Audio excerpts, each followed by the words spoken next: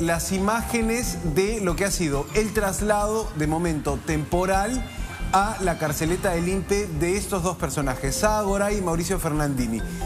Parecía interminable la sesión, la audiencia del juez Raúl Justiniano. Finalmente se decidió por darles 30 meses de prisión preventiva, acogiendo en parte el pedido hecho por la Fiscalía. La Fiscalía pedía 36 meses, 3 años.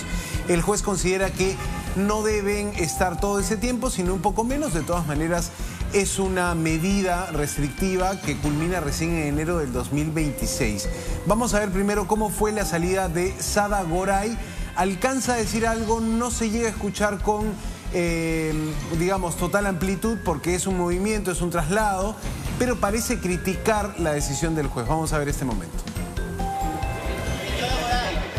Señora Goray, ¿cómo toma la medida, señora? Señora Goray, ¿cómo toma usted la medida?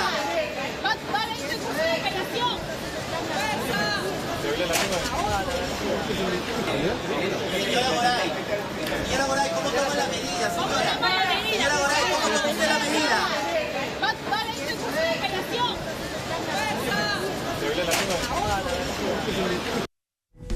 Claro, los periodistas le preguntan a la volada, señora Goray, ¿cómo toma la medida? Y allí ella parece poner algún reparo con la decisión del juez Raúl Justiniano. Y es interesante porque recordemos el caso de Sada Goray. Ella prácticamente era muy poco probable cuando es tomada en esta detención preliminar y luego el pedido de prisión preventiva que se le pudiera dar otro tipo de medida. ¿Por qué? Porque su arraigo domiciliario estaba en Estados Unidos. Es más, viajaba por diferentes lugares, en todo momento ella había anunciado que vivía fuera. Y a pesar de que trató de dar dirección ahora en el Perú, habló de su madre, habló de sus hijos para establecer arraigo, su día a día en los últimos meses, desde que la investigación comenzó, hablaban de que sí, era una persona que tenía altas probabilidades de poder vivir fuera y tener los recursos incluso para estar ausente del proceso. Exacto, lo que el juez valora allí es este término peligro procesal. Claro. Si hay algún riesgo de que dejando en libertad a estas personas puedan ausentarse de la audiencia. Y efectivamente lo hay para el juez Raúl Justiniano. En el caso de Sada Goray, primero se expusieron 180 elementos de convicción. El juez los leyó todos. Lore, increíble sí. Lo que puede demorar una audiencia en nuestro país. Bueno, textualmente, y abro comillas, el juez dice: es posible advertir la presunta comisión de delitos, y para el caso de Sada Goray le juega en contra haber tenido 4 direcciones, 4 domicilios. El juez dice no tiene un arraigo domiciliario de calidad por los 4 domicilios y afirma el juez que no vivía con sus hijas al momento de la detención o en las últimas semanas en las que estuvo en contacto con las autoridades Sada Goray. Además señala que también tiene facilidades para salir del país, para escapar del país, y esto un poco hace referencia a los constantes viajes, digamos, al acceso de dinero que puede tener Sada Goray para comprar un pasaje y desaparecer o hacerse inalcanzable por la justicia peruana. Eso en torno a Sada Goray. Sí. Vamos a ver ahora cómo fue la salida del traslado de Mauricio Fernandini y los otros 2 investigados, pero seguimos hablando de qué ha encontrado el juez como importante, como valorable, para mantener a estas 2 personas en prisión por 30 meses. Vamos a ver la salida de Mauricio Fernandini.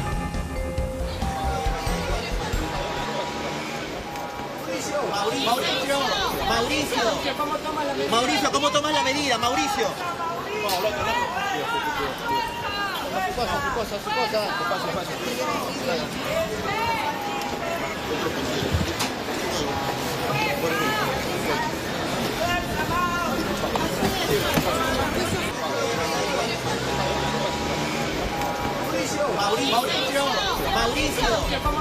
Mauricio, ¿cómo tomas la medida? Ahí estaba entonces la salida de Mauricio Fernandini. Han sido llevados hasta el penal de Ancón, donde el INPE tiene una carceleta. A partir de lo que decida el Consejo Penitenciario, serán derivados a ya cárceles de la ciudad, ¿no? Claro, entender en el caso de Mauricio Fernandini, a ver, los elementos de convicción presentados por la Fiscalía son sólidos, incluso hay declaraciones propias del mismo Fernandini que acepta muchos de los temas que hoy se saben, ¿no? Intercambios de dinero, una entrevista incluso gestionada en el medio donde trabajaba, muchos elementos de convicción importantes. Pero acá más que saber si es culpable del delito es si había riesgo de fuga. Entonces la pregunta es, ¿Cuáles son los indicios que consideró el juez pertinentes? En el caso de Mauricio Fernandini, cuando se habla del peligro procesal, el juez dice: utilizó su residencia para las actividades ilícitas. Es decir, el departamento fue para el juez un espacio donde esta red criminal pudo haber perpetrado delitos. Entonces, para eso, o hacer ese tipo de actividades, le quita la calidad de domicilio a ese espacio. Así lo ha dicho el juez textualmente: haber usado la residencia para actividades delictivas hace que ésta pierda calidad de arraigo. Entonces el juez ha valorado esa situación. En el caso de Mauricio Fernandini no hay tantos elementos de convicción como en el caso de Sada Goray. Hablamos de casi 200 elementos de convicción en el caso de Sada Goray, y en el caso de Mauricio Fernandini hablamos de poco más de 50. De todas maneras, el juez ha sido bastante exhaustivo en analizar de que se trata de un delito que tiene una pena no menor de 15 años, o por lo menos la Fiscalía está pidiendo esa sanción. Son delitos graves, hay una probabilidad de que se hayan cometido, eso ya se verá en juicio, pero ha decidido enviarlos a preventiva para poder asegurar de que la investigación no va a entorpecerse. El juez también ha dicho que Fernandini, en libertad, podría ponerse de acuerdo con los coimputados y convencerlos de declarar su declaración. Eso, o de modificar su declaración. Eso se ve como una obstrucción, claro, un peligro procesal también. Peligro de obstrucción, eso también es uno de los factores a considerar, la gravosidad de la pena. Entiendo que en algún momento la defensa de Mauricio Fernandini tenía un problema. Un problema que es un problema que afrontan muchas parejas homosexuales en nuestro país, que no tienen ningún reconocimiento legal. Y es que resulta que Mauricio Fernandini convive hace 8 años con su pareja. Y eso es una razón de arraigo. Cuando uno convive con alguien o está casado con alguien, se le habla de arraigo familiar. Pero sin embargo, para la justicia no existen las convivencias homosexuales, no hay una manera de acreditarlas. De allí que la justicia consideraba que había un trato discriminatorio en la manera en que se estaban aplicando los presupuestos para Mauricio Fernandini. Sí, ese ha sido el principal reclamo de la defensa del abogado de Mauricio Fernandini, también no destacar esta parte un poco de su vida que podría asegurarte la necesidad de que él permanezca en el país, pero te digo, se ha valorado mucho que el pago de la coima presuntamente haya sido en el domicilio de Mauricio Fernandini. Por eso el juez le quita la calidad de un domicilio con arraigo, un arraigo de calidad, que es lo que normalmente valoran.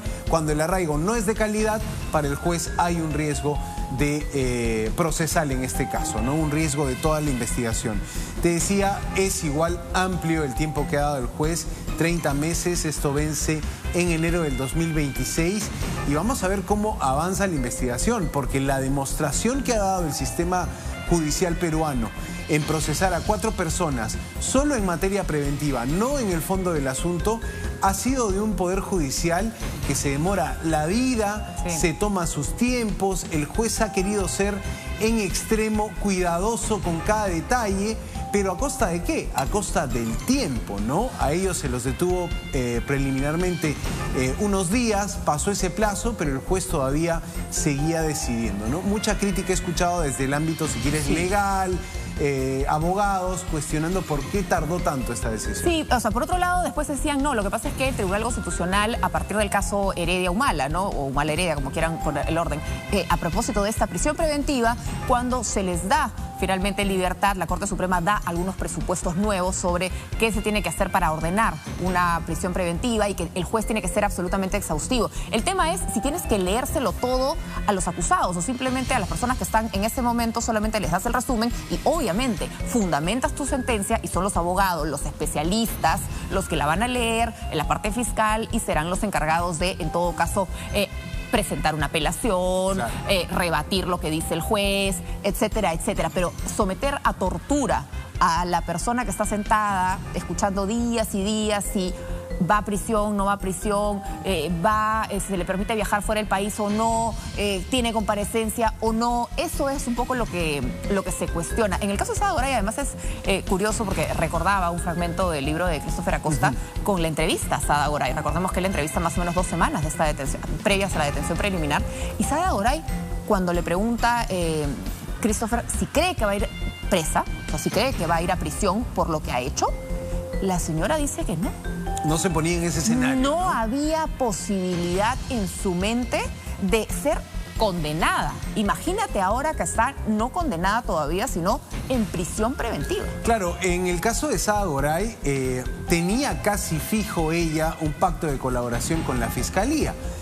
Admitir algún delito, ayudar a esclarecer la investigación, pero eso se terminó cayendo.